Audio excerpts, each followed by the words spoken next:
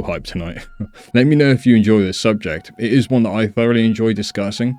I personally have witnessed some UFO activity on a handful of occasions. The weirdest thing about it though was that my sightings took place once I fully believed that they exist, and when I was almost pleading with the universe to show me them. I won't get into the specifics of what I saw, but I know it was not man-made based on the material, movement, and the way something like that makes you feel when you see it. You know it is what it is, and the one thing I knew for sure was that it was not made of dense material like an alloy. Share any of your own experiences in the comments below. I'd love to hear what you have seen. Thank you so much for tuning into today's video. I really hope that you've enjoyed the clips. If you did, please drop a like on the video and subscribe to help the channel grow and so that we can expand our Woken family. If you have not done so already, you can join our Discord server by clicking the link in the video description. But for now, stay safe, stay well, and stay curious. Until next time.